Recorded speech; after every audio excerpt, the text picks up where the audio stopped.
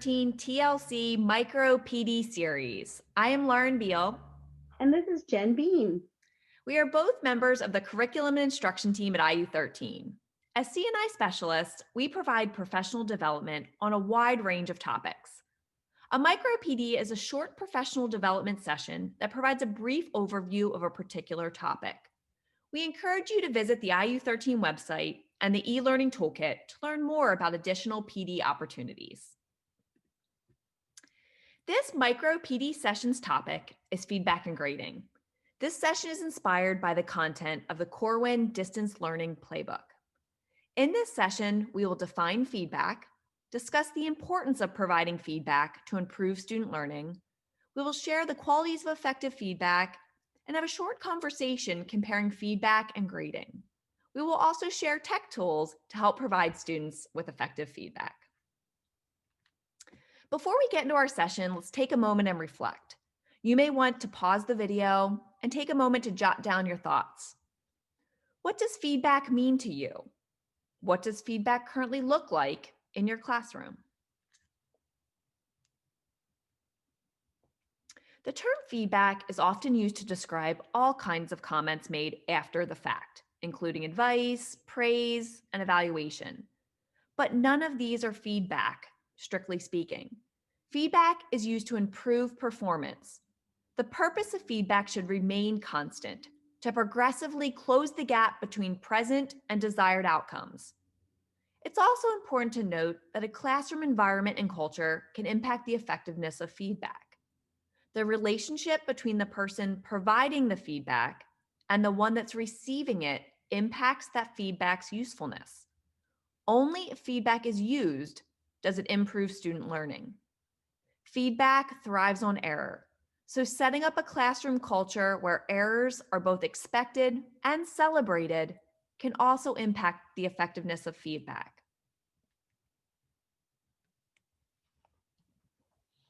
According to Corwin Distance Learning Playbook, feedback has been described as the most underutilized instructional approach that teachers have at their disposal. Feedback is also bolstered by John Hattie's research on student learning and achievement. Students should know what success looks like in order for them to understand how to work toward their learning goals. Consider this example given by an ELA teacher using voice recorded feedback to a student working on a draft of a text-dependent analysis essay. You provided an account of the setting of the passage and how that changed over the course of the text.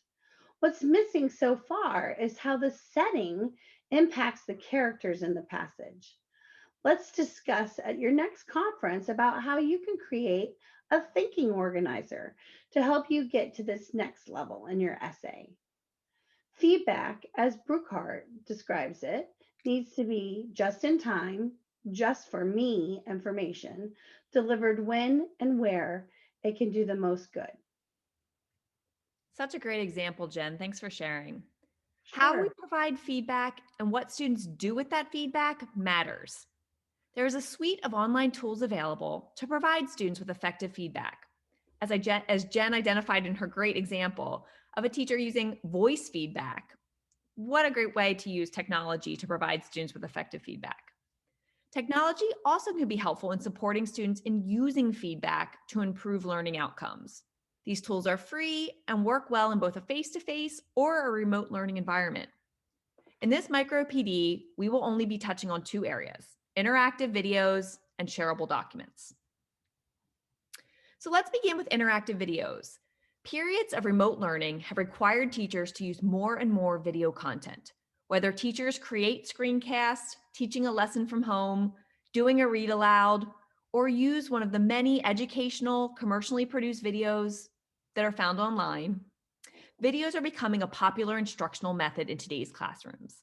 Video content can be a powerful instructional tool as it allows students to re-watch sections that may be causing them confusion. On the flip side, assigning video content without clear purpose and guidelines can cause students to lack focus as they watch the video, or make it challenging for students to see the connection between the video content and what they should be learning. But there's a simple fix. By embedding questions, reflections, etc., throughout the video, you can foster reflection and even ensure student comprehension. The use of interactive videos can increase student attention and support greater reflection. A popular tool to do this is Edpuzzle.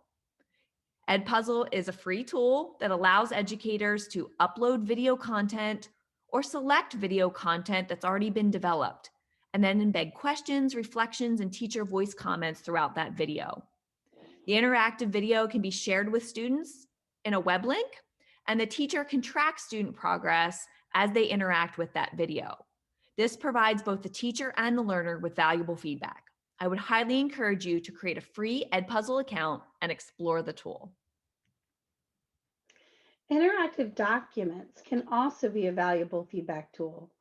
Value from the feedback comes from when the student and the teacher recognize that the results from an assessment, and then the teacher and the student take action to adjust future learning. Google Apps for Educators have a wide variety of tools. We're going to focus on a relatively new tool, Google Jamboard. Jamboard can serve as an exit ticket. Here, students have experienced a read aloud, and after the story is complete, their teacher has asked the students to ponder the central message of the text.